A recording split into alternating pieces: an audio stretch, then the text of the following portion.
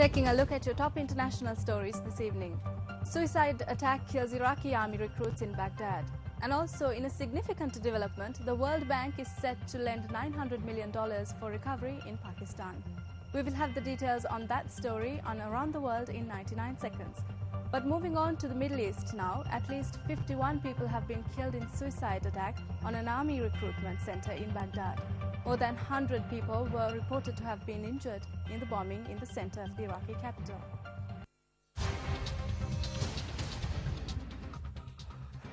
Now, the attack comes as the US prepares to end combat operations in Iraq by the end of this month.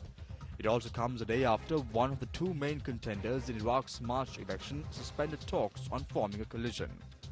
Violence in Iraq is down from its peak during the sectarian conflict in 2006 to 2007, although the number of civilian deaths rose sharply in July. Almost daily attacks on Iraqi forces and traffic police in Baghdad and Anbar province, west of the capital, killed some 30 people in the first 2 weeks of August. Correspondents reports from Baghdad that a suicide bomber walked up to the army recruitment center where hundreds of people had been queuing for hours, some since Monday evening. Unemployment in Iraq stands at about 60% and people are desperate for jobs. The attack happened in a busy area close to one of the city's main bus stations, correspondents say, adding that the streets are full of people early in the morning, making it easy for a suicide bomber to pass unnoticed. Several limbs could be seen in the streets, which troops cordoned off as Iraqis turned up to look for relatives. The site of the attack used to be the defense ministry under former leader Saddam Hussein. It was converted into an army base and recruitment center following the US-led invasion of Iraq in 2003.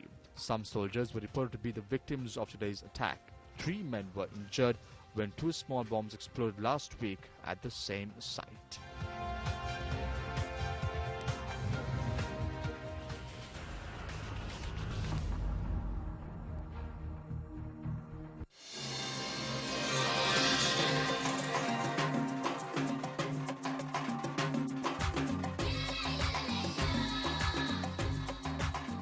The World Bank is to loan $900 million to Pakistan to help it recover from its worst ever flooding.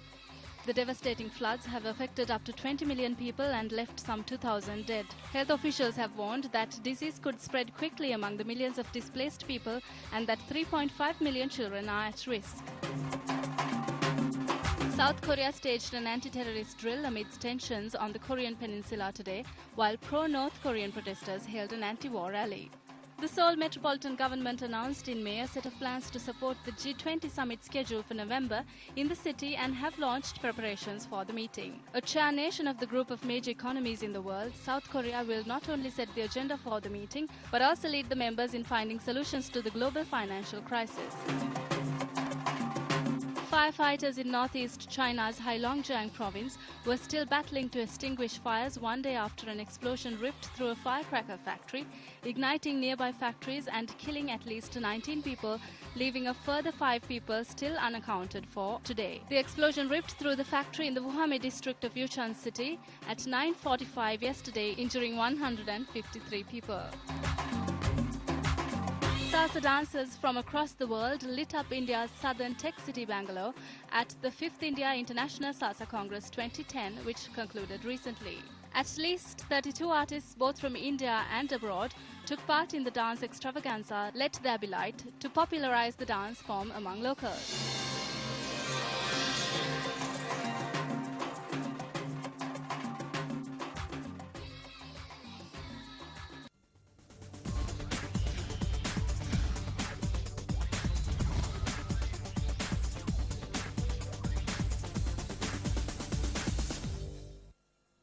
Welcome to Sports First. First, we take an in-depth analysis of the third encounter of the Tri-Nation One-Day International Cricket Tournament played between Sri Lanka and India yesterday.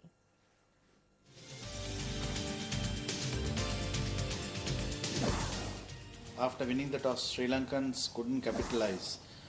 They lost 4 early wickets within the first 13 overs. That was a downfall. It was very difficult for the middle order to come into the scene. I thought they fought very hard. Some of the late order batsmen fought very hard to put a decent score on the board. Apart from Dilshan and Randi, who play as a bowler, played really well and showed the others that it was not a difficult wicket to play. But credit should go to the Indian bowlers, the way they bowl. They attacked most of the top order batsmen. We were discussing about this issue. Every time when the ball moves, Sri Lankans will struggle, Sri Lankan top order will struggle. Once again it happened, and a lot of credit should go to the Indians, the way they bowled at Sri Lankans, and they fielded well. I think they played much better cricket in the first half. When Indians came into bat, they never had a proper start. Apart from Sehwag, we know that Sehwag is a very attacking batsman. He loves to play his shots. He started playing his shots, but then when they lost 3-4 wickets, he took control and he concentrated on right throughout the innings.